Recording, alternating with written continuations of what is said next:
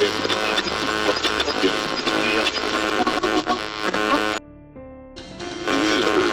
arranged to meet Afsal, who works in a pensions office and has lived in Highfields all his life.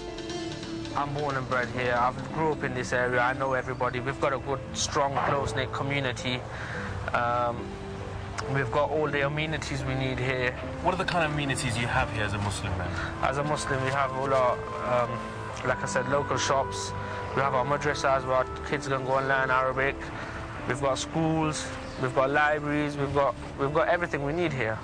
For an outsider coming here and looking around, you might think it's quite strange that, you know, Highfields has got such a Muslim identity. The bottom line is it works for us, you know. It's our community and this is the identity of the community.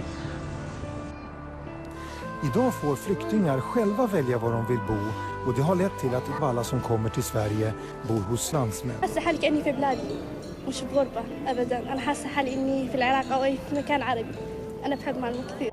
Socialdemokraterna vill nu att alla kommuner ska tvingas ta emot flyktingar. Och flyktingarna ska inte heller själva kunna välja vilken kommun de ska bo i. De som inte vill bo kvar får sänkt dagersättning. Välkommen Tobias Billström som är migrationsminister och Luciano Astudillo, socialdemokratisk riksdagsman och också talesman i integrationsfrågor. Varför? Just a couple of miles from Highfields is Melton Road in Belgrave, home to Leicester's Hindu community. But is it also a close-knit community growing up here? Very much so. Its development of separate, some might say segregated communities, is an example of the fragmentation that 40 years ago Enoch Powell warned could become dangerous.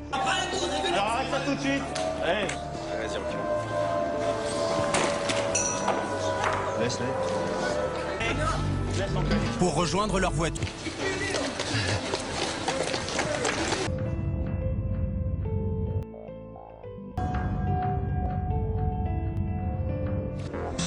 I'm in Braunston and it's a white enclave in Leicester and predictably there's no brown faces, no mosques, no temples and it just feels really different from the other parts of the city. Do you know how Braunston has managed to maintain this identity? I would have described Belgrave as a ghetto. Braunston is the Alamo. The White Alamo? The White Alamo, yeah, the defence.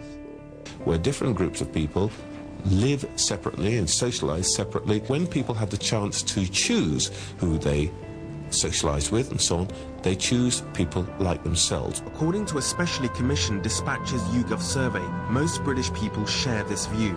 69% think that multiculturalism isn't working, and 45% of settled immigrants agree.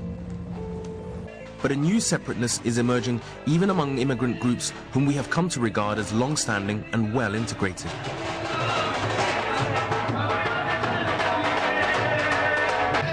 It's all about, you know, what our grandfathers did. Those kind of, you know, Bangla moves, not the new Asian fusion style. Yeah. So it's something that we felt really good love for. It's something that makes us happy. It's sort of where our roots are from. We're born in Britain. Neither they nor their parents have any direct experience of living in India. And yet, here they were, carefully reviving the traditions and ancient culture of their subcontinental forefathers. Have you been to India? I have, yeah. I've been once when I was 11. Right. What about you? Same. I've been about once when I was about 8 years old.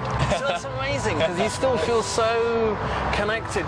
Yeah, well, I think deep down I'm just proud. I'm proud to be Indian, proud to be Punjabi. And yeah, I want to show it off, really. What struck me was that Karan and Hajiv's interest in Bhangra was more than just a fashion statement. It was an outward expression of how they're more committed to their historic culture rather than a British one. It's very much about our traditions, our cultures. I mean, into little things like the way we cook. Yeah. Like or the way we say. I mean, it's really weird. Even just language, though, because I noticed a lot of Punjabi words were being spoken. Through the singing, yeah. That is our, you know, that's our way of talking about Punjabi culture. Personally, I found that because I was around a lot of different people, I wanted to know a lot more about my heritage, and that's what made me stronger about it. The choices they're making on their own terms, and it's based out of a pride in their culture. But the interesting thing is their identity has gone full circle. Perhaps generations back to a Punjabi identity that their grandparents had. A future generation who'd be far more English than their parents were, than we were. It's actually gone the opposite way. Segregationen mellan invandrare och svenskar växer. I många förorter och stadsdelar i Sverige bor det nästan bara människor från andra länder. Nya siffror från Statistiska centralbyrån visar att segregationen i Sverige ökar. Här i Hovsjö till exempel har nära 9 av 10 utländsk bakgrund. I hela Sverige är den siffran knappt 2 av 10. I've come to the Joy Christian Centre International in Camden, North London. This church is the spiritual home to some of London's African community. What struck me as I watched Kwame enjoy his more exuberant worship was the presence of cameras and recording equipment everywhere in the church. It seems to me that with modern technology at your disposal, you need never be very far from your native culture, wherever you're actually living.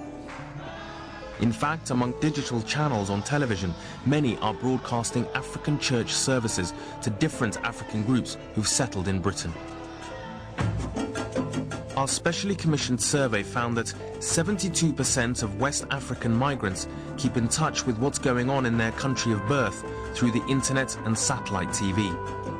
All this technology reinforcing different cultures can be celebrated as a sign of how multicultural Britain has become. But some fear that this particular example of globalized culture is ironically driving people apart rather than pulling them together.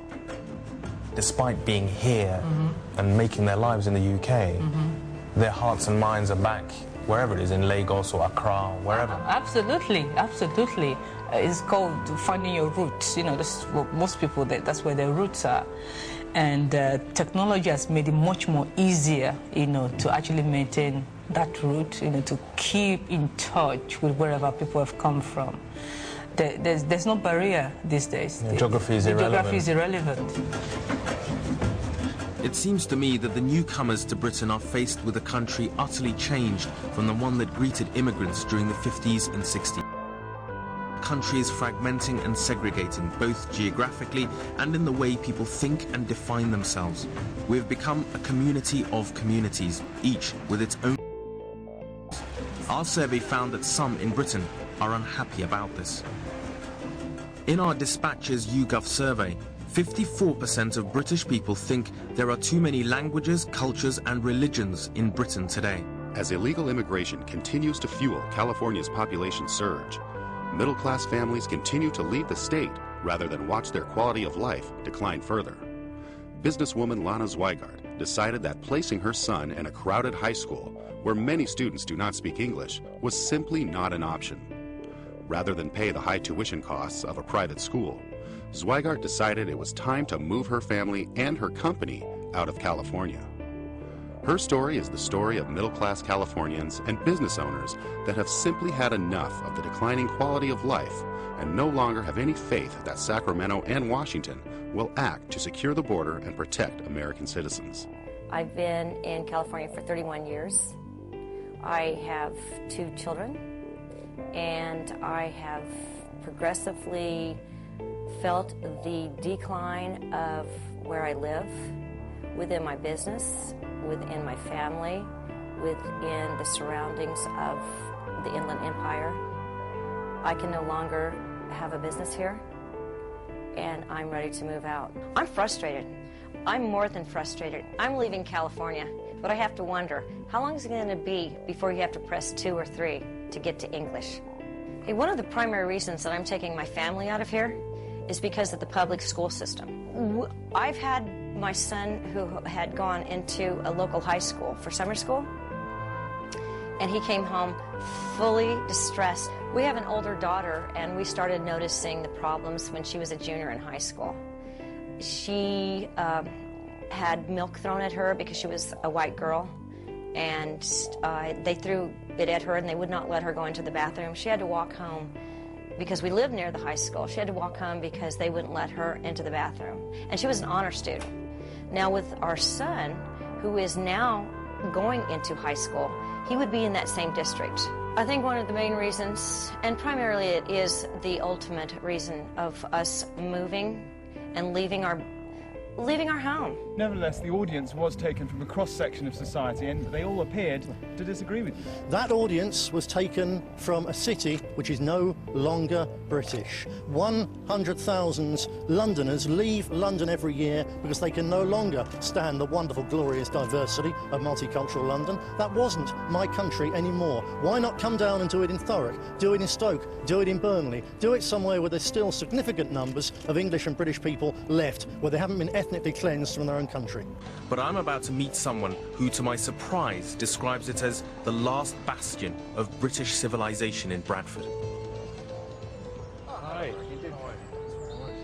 Richard North is a writer. His son Peter is down from his new home in Scotland. You go into an Asian shop in certain areas, or an Asian garage, they've got a few Asian, and they look at you like you were a sort of pile of very unpleasant smelling stuff. You don't get a smile, you don't get a welcome, and it's clear you're encroaching on that territory. And there's certain areas in town where whitey is not welcome. Richard's son Peter has now voted with his feet. He's found a job in Scotland where he feels much more at ease. There is a sense of national pride in Scotland that they haven't been browbeaten into being ashamed of. You'll see the flag flying proudly. People are proud of their Scottish heritage. And I think that people think, well, gosh, I mean, this is very weird to be in England and you go for whole tranches of the country, you don't actually hear English spoken. It's not a first language. The reason we cope with it is by having segregated communities. But as they encroach in and the pressure comes on, then you're going to see a reaction or white flight, and it's a combination of the two. Both Richard and Peter described Wibsey, where they live, as the sort of the last white bastion in Bradford, the Alamo. And Richard, because of the age he is, perhaps is not going to move anywhere. He's not going to start again. He's here and he'll have to be pushed out if necessary. But our survey suggests that a large percentage of British people do hold these attitudes. And in part 2, we're also going to hear similar views from the settled immigrants themselves. And then, Harbhajan took me by surprise. The very people that were the targets of Powell's attack were now themselves feeling resentful of the latest wave of immigrants. From the Eastern European countries, the people are coming, not to actually contribute to the country, the economy. They are not here to settle. They are here to have the benefits which is already available for the people. This concern about the wave of immigration was widely felt by the Asian and Afro-Caribbean immigrants. Our Dispatch's YouGov survey found that 58% of settled and second and third generation British immigrants think there is an immigration crisis. Jag känner mig helt utanför där jag bor nu. Jag bor i på Länspanstoriet. Hisingen här ja, Hisingen. Jag känner mig väldigt utanför. Förlåt, nu hörde jag inte vad du sa. Jag känner mig utanför. Alltså, vi ber nedtittare. För det finns inga svenskar. Ja, att vi hör inte hemma där då. Ja. Tittar ner oss för att vi är, ska man säga, svenskar. Som ni är minoritet i... Vi är minoritet, ja. Ja, och det känns så här, det var inte länge sedan det var några som flyttade, svenska gamlingar som var tvungna att flytta för de tyckte det var för mycket. I left Brixton struck by the irony that Powell's prediction of growing resentment and anger against immigration is now being felt by those who were once the victims of such attitudes. So far in my journey, I've discovered that the resentment and grievance against immigrants is re-emerging among a significant number of people from all classes and races. In our survey, over 80% said there was an immigration crisis. Days, students at a public high school separated by race. I specifically looked at research that focused on African Americans. I proposed the idea to run an African American male and female homeroom to the principal, and he was on board with it.